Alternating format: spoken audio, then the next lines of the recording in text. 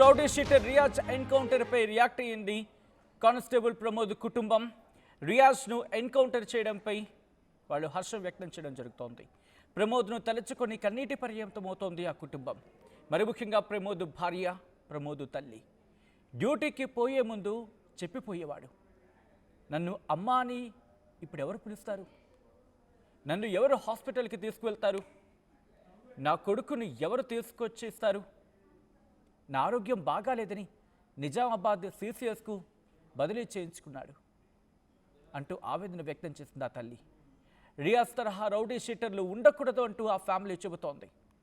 ప్రమోద్ లేడంటే నమ్మలేకపోతున్నామంటోంది ప్రమోద్ కుటుంబం. మరి ముఖ్యంగా ఎవరు ఊహిస్తారు ఇలా హఠాన్ మరణం అంటే ఎవరి చేతుల్లోనూ ఇంత దారుణంగా తన ప్రాణాలు కోల్పోవడం ఏ కుటుంబానైనా తీవ్రమైన విషాదంలోకి నెట్టేస్తుంది. ఆ కుటుంబం కూడా ప్రస్తుతం తీవ్రమైన విచారాన్ని వ్యక్తం చేస్తోంది.